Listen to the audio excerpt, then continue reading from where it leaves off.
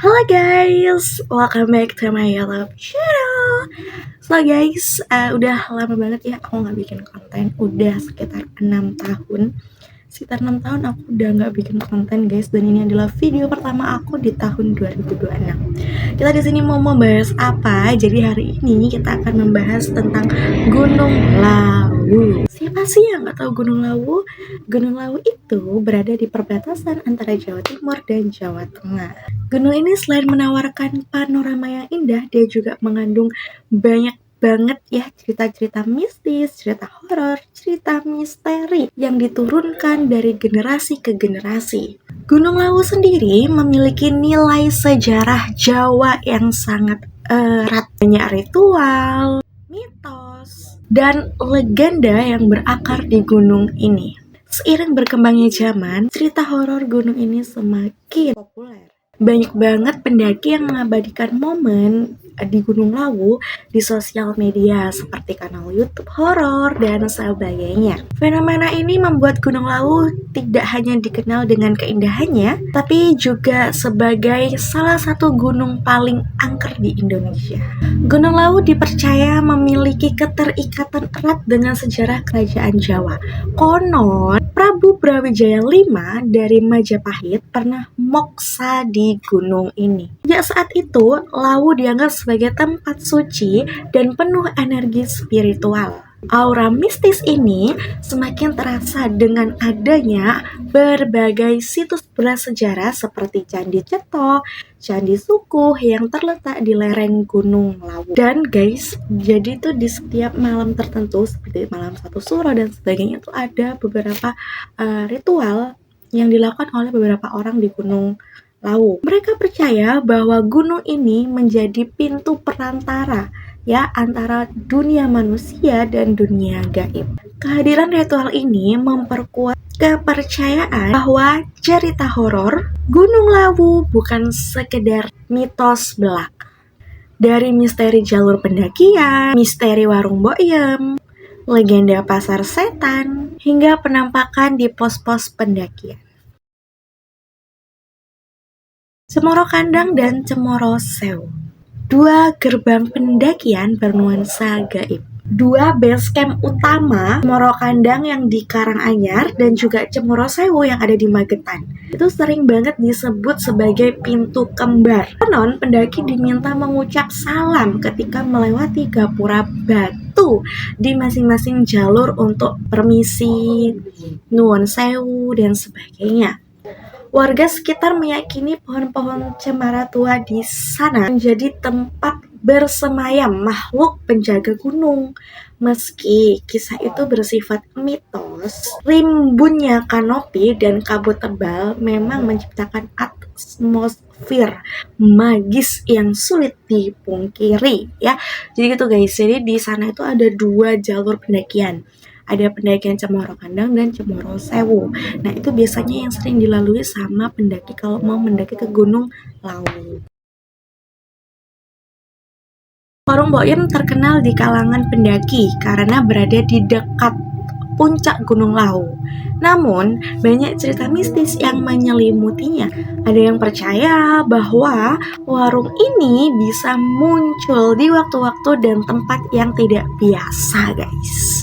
Ya, ada beberapa pendaki bahkan mengatakan bahwa mereka tuh beli makanan nih di sana di warung itu.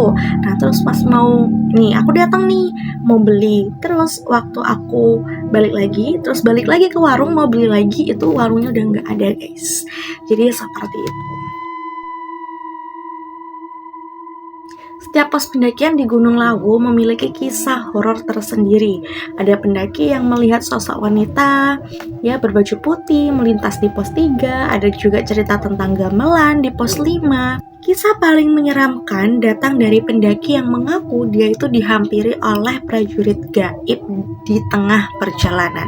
Mereka biasanya muncul dalam formasi barisan, lengkap dengan pakaian perang, lalu menghilang begitu saja. Jadi guys, itu kayak kalian lagi enak-enak nih, daki, kok ada prajurit pakai baju lengkap, bawa barang lengkap, dia jalan tuk, tiba-tiba hilang. Jadi gitu ya. Pasar Setan ini ada di pos 3 jalur Cemoro Sewu. Ada lapangan terbuka yang biasanya sama pendaki itu disebut Pasar Setan. Jadi ceritanya itu guys, saat malam sunyi terdengar riuh guys. Jadi saat malam-malam itu jam 12 malam, tengah malam itu biasanya terdengar suara riuh tawar-menawar seperti pasar pada umumnya. Juga wisatawan lokal itu sering ya menabur koin atau mengucap nuwun sewu buatan tumbas, itu yang artinya permisi nggak beli gitu guys. Jadi kita itu amit gitulah guys ya.